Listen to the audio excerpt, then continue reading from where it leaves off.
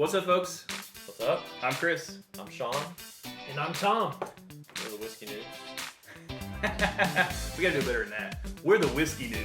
We are the Whiskey Noobs. I'm a whiskey nerd. So when Sean and I talked about starting a YouTube channel, we always talked about the name, right? The name was and what we were gonna do. Yeah. And the reason we chose Whiskey Noobs, well, there's a couple reasons. One, it gives us a lot of freedom to do whatever we want and not pretend to be professionals, right? We're not professionals. Or to take whiskey too seriously. Yeah. So if anybody thinks we're taking it too seriously, all they have to do is look at our name. It's right there in the name, We're right? Like, And but the other aspect of it was we wanted to have guests on, and with varying levels of experience with whiskey, right? Yeah. And in the beginning, we kind of said, if we can introduce new folks to whiskey, that'd be really cool. Tom's definitely not new to whiskey. No. But we've introduced folks to whiskey, and we've also introduced folks who are into whiskey to new types of whiskey, which have been a lot of fun, right? And so we've really enjoyed that journey, and I think that's probably been one of the more, I guess, some of the most fun we've had is having guests on and just pouring them different things and seeing what their thoughts of it are, and get that outside opinion. Just, and to see how are their tasting notes different from ours, and what do they think about it. So it's kind of going to be fun because you're probably the most into whiskey of anybody that we've had on. Really? Yes. Up to this point. Really? I would say Okay. for sure. Yeah. Because I think I can say this. My brother for sure was not into whiskey. No. Miller Lite. Right, and then Will was on, and Will's into whiskey, but probably not as much as we are. No, he's got some go-tos that he does. Old-fashioned guy, he likes to do old-fashions and stuff like that, but big Maker's Mark drinker and stuff. So, yeah. Well, you guys are definitely more into whiskey than I am, or I'll say better at it. Well, we spent a lot of time with it. Yeah, exactly. I probably never had whiskey throughout my college career, really, to speak of, and more of a rum guy, rum and Coke and all those mixed drinks. And then shortly after college, I started drinking Canadian whiskey and drank that for quite a while. That was my whiskey. Wasn't my only go-to drink, but if I was drinking whiskey, it was Canadian whiskey. And then Did you drink like Crown? Started off with VO back when I didn't have any money, and it was fine. And then graduated to Crown, and then really the job I work at now, there was a few guys there that would drink bourbon, and I really enjoyed it, and didn't really get into it real heavily, but meeting Sean and Chris, they really enjoy it, and they've really opened up my palate and my appreciation for whiskey, for bourbon, especially bourbon. I've had a little bit of Scotch and Irish whiskeys, of course Canadian whiskey, but I really do enjoy bourbon.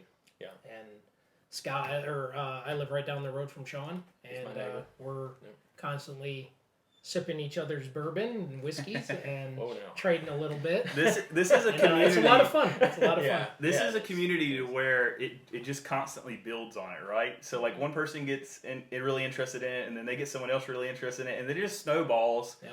And there's a reason why whiskey is at an all-time high in popularity, and these distillers are building more and more rick houses and ramping up production because it's really taking off, because I think the community is just making it grow. Yeah. People are discovering it. It's just, astronomical how quickly that it's grown in the past. Tabby's shaking her head. I think she thinks that you're the reason why they're building the extra rick houses. I'm pretty sure. Not people, just people you. are stuck at home with their significant others in quarantine. There's a little truth to that. Yeah. And you're having to virtual learn with your kids. That is the whole reason. Well, that explains the past year. But whiskey has been on a crazy upward trend for the past 10 years. It has. And I think this has a lot to do with it. It's just fun, and it's one of those fun things to share. Yep. Yeah, and I'll say this. Tom is the one that described Lefroy to me when Chris did a What's in the Glass recently, and I actually guessed it just based on what how Tom much I said. loved it. Yeah, yes. Tom just described it, and he said Band-Aids.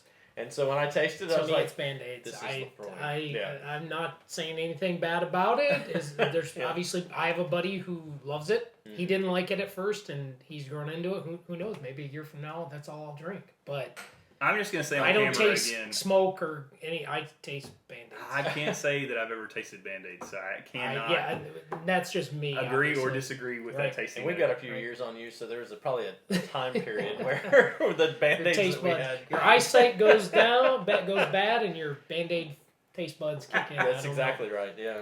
So I'd like to actually It's been over a year Revisit since I tried it. I'd like to revisit Well, it. Maybe not on camera. We do that. We do that at the end of the night because it will ruin your palate. I was tasting Lefroy the next day. Yeah. Like the next day with eating breakfast, I'm like, oh man, it was like shoot on an ashtray. Yes. You know? I had Lefroy eggs. Yeah, it will ruin your palate. So we might do that one the last whiskey of the night. Or enhance your palate, depending on which way you look at it. Could be. But we decided a cool way to introduce Tom to the channel would be to do What's in the Glass. So this is one of Sean and I's favorite things to do. Yeah. So in this case, we've poured something from mine and Sean's joint collections. And Tom is going to try it. He doesn't know what's in the glass.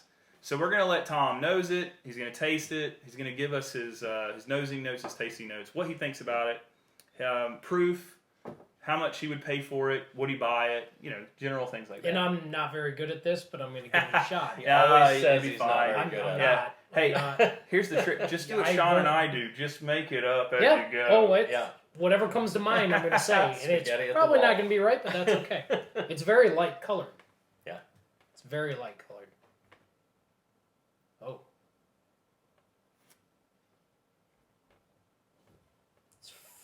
I get a lot of fruit for some reason. Mm-hmm.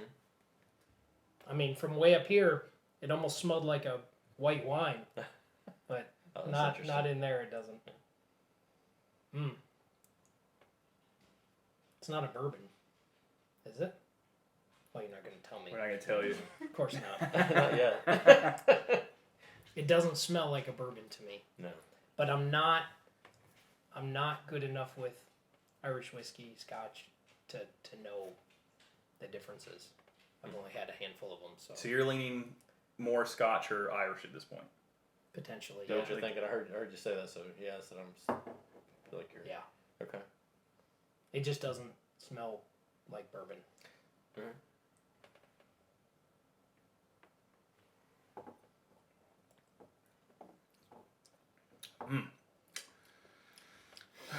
Chris over there doing the dance. Still get fruits. I don't know. I'm stumped. It's tough sometimes when you're on the spot. It's like adult juicy juice. It is, yeah. It's very, to me, it's very fruity. Like almost over the top fruity. Almost like a fruity syrup. Fruity. Yeah, like a fruity syrup. Yeah. Almost like a Riesling. I'm drinking a Riesling. It's like, I don't know. No. Obviously, I know it's not a wine, but I have no idea what it is. I'm going to say it's in the 90s for proof. Okay. I don't think it's a bourbon, but I don't know what it is. I don't know. All right, so you said Scotch or Irish. You're on the right track. Okay. Yeah. So all right. do you lean more Scotch or more Irish? I would say more Scotch. Okay. All right. And so you said in the 90s. You're going to give a more specific proof for the 90s? I'll say 92. Okay. All right. Age? Absolutely no clue. Okay. Scotches are hard. If you're leaning toward this being a Scotch, Scotches are hard. Guessing an age on the Scotches. What are Scotches typically aged at? Like, what's the minimum window? 10 years usually. Really? Usually. Because I was going to say 7 just to put a number out there. Minimum 10, and generally you're looking at 12 or above. All right, I'm going to say... Yeah. And I don't know how they age it. I'm not even going to say because I was going to guess 7. So me right. guessing another number won't be... It'll just be... So you said it's very fruity. It's very fruity. Maybe over the top. Do you enjoy it? I enjoy it. Okay. I do enjoy it. I'm just on this bourbon kick, so I'm not sure if I would necessarily buy it. Okay. But if I were to buy it, would I pay $50 for it or $45 for it? Sure. Okay. All right. But it's not in my wheelhouse. It's not in my preferred palate at this point in my whiskey journey. That's fair. I can appreciate that. Yeah, that's fair. So how bad did I do? You actually did really well. Oh, really? All right. So this is Aberfeldy. Yeah. This is a Highland single malt Scotch. It's 12 years. Okay. Which is a good number for a Scotch. This is 10 to 12 years is like the minimum. The entry level. Above that is when you really get into what they consider really good single malts. Proof. This is only an 80 proofer. Wow. Which is pretty typical for scotches. But me and Sean both agreed when we had this that it drinks hotter than an 80 proofer. Yeah, it does. Yeah, it's got feels a little more... even now. I'm surprised it's that proof because it feels like it's 90. It's got a little more kick in it than your standard Scotch. It's got a spicy, peppery finish to it that kicks it up a little bit. There's nothing in it that I dislike. Oh, there's no bad flavors in it. Yeah. There's no notes or flavors that throw me off. But do you guys taste the fruity? This is nothing but fruit. Okay. And so when me and Sean had it, we almost swear that it could be brandy. Yeah. That they could just be a brandy. Yeah. Like, no. The more I drink it, the more I like it. I got to be honest with you. But here's what I'll say about this one. So there's a couple things. So your price point, you got pretty close. It's $40 bottle. Okay. Now for Scotch, that is like super affordable. That's $40, readily available, super affordable stuff, right? Okay. For me, this is a take a break whiskey. So like we've been having lots of really high proof bourbons. We've been on a high proof bourbon kick, and then I can pour this, and it's just mellow and chill and relaxed. Summer sitting outside. You can pour this while you're making dinner. It's not gonna the proof's not so high it's gonna distract you from what you're doing. Yeah. It's just a really good sipper, and I enjoy it. Now, would I give up my high proof bourbon for this? No way. But it's like you said, take a break. Sometimes you got to take a break. You don't want to get burned out. You got to reset your taste buds, whatever. It's super friendly. I think there's a lot of folks who aren't, haven't gotten there on the proof side of things that could drink this, and probably enjoy it because it's just a really friendly, fruity whiskey. Some people would call this smooth almost. It has more profile than what we call a smooth whiskey, but it goes down really easy. If you really sat with it and delved into it, I think you could pull out a lot of notes from it. Yeah. I think the fruit's just so overwhelming on the initial palate that's all you can think about. I wonder what water would do, like a drop of water in there. Might open it up a little bit. Yeah. Aren't some scotches or Irish whiskeys made or like you're supposed to drink them on the rocks or with some water? Yes. That is how it's recommended with it. With both? Usually with scotches, couple drops of water is what they recommend with really? scotch. Okay. Yeah. Usually, though, we see that with some of the heavier peated stuff. So, like, this is not in the peated category, right? So, this is not a smoky or peated Scotch. Yeah. It's just a super friendly sipper. This is a Highlands. Yeah. Highland Scotch. So, you get Highland space side. This is the friendlier side of Scotch. And the only thing I can think is a little bit of water here might break up some of the strong fruits in the beginning. It does taste concentrated. Yeah. Like, the flavors are really concentrated. Mm-hmm. It's almost needs to be watered down a little. Yeah. I could, excuse me, I could see where a little bit of water would do that. And as I'm sipping it, I'm getting a little bit of like a caramel on the backside as I'm starting to sip it. And, some of those other flavors are opening up. I get butter used to the fruit. He just said butter. I get butter. Man, that's usually my tasting. Oh, God. Yeah, buttery. Like a buttery pastry or something like that. Yeah. I agree with that. It's almost like a fruit pastry. Good. I really enjoy this one. When I poured this, I got really excited about a $40 Scotch. This is some good Scotch. Yeah, it's good.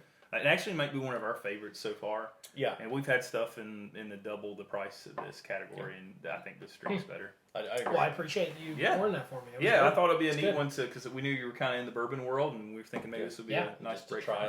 A lot of the scotches you've had have been kind of peaty, so we thought we'd give you a try with some fruity stuff. I appreciate it. Well, we got a little more time tonight, so I think we're going to film a little more, drink some more whiskey.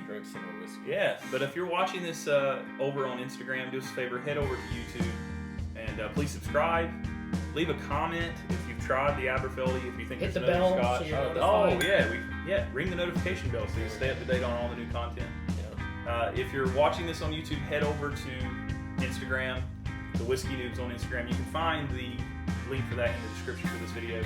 We'd love for you to follow along. It's a great community over there. Sometimes we share a little bit different edits of the videos over on Instagram. Yeah, give us some outtakes, and we've grown to love the Instagram.